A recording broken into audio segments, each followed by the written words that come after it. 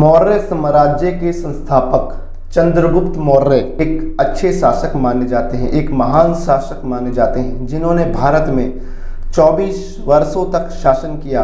उन्होंने अपने दम पर पूरे भारत में शासन किया। आइए हम इनके परिचय के बारे में बात करते हैं। चंद्रगुप्त मौर्य का जन्म साल 340 ईसा पूर्व बिहार के पाटलिपुत्र में हुआ। पाटलिपुत्र जो आज का पटना है। चंद्रगुप्त मौर्य के परिवार के बारे में हमें सही जानकारी प्राप्त नहीं हुई है, क्योंकि कुछ पुरातात्विक का मानना है, क्योंकि इसमें काफ़ी सारे पुरातात्विक के मतभेद हैं। कोई कहता है कि वो क्षत्रिय के बेटे थे, कोई कहता है कि वो एक शूद्र के बेटे थे, वगैरह वगैरह इसमें तथ्य हैं, तो ये साबित नहीं हुआ है। चाणक्य, जिन्हें हम कौटिल्य एवं विष्णुगुप्त के नाम से भी जानते हैं, चंद्रगुप्त मौर्य से इनकी मुलाकात के बाद इनका जीवन पूरी तरह बदल गया। चाणक्य ने अपने अनुसार सारी शिक्षा दी, उन्हें ज्ञानी समझदार महापुरुष बनाया, उन्हें एक शासक के सारे गुण सिखाए और वह एक शासक के तौर पर उभरे। चंद्रगुप्त मौर्य ने अपनी कुशलताओं के कारण सिंध और पंजाब जीतने के बाद वह एक ताकतवर शासक के तौर पर उभरे, जिन्होंने 321 ईसा पूर्व में घनानंद से किशुनपुर में लड़ाई की।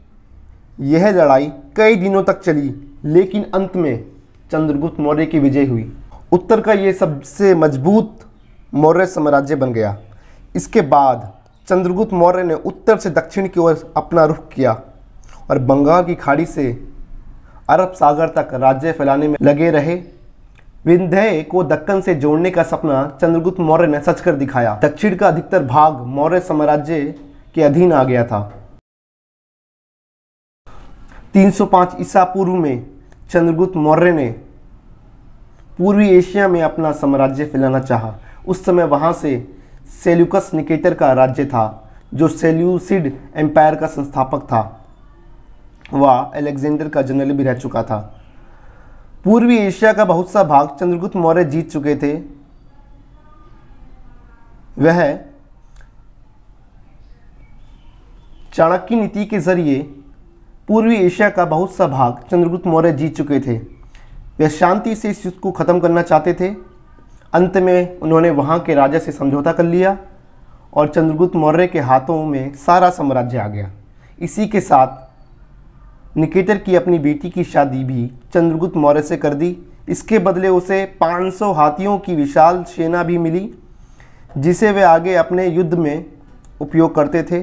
चंद्रगुप्त मौर्य ने चारों तरफ मौर्य साम्राज्य खड़ा कर दिया।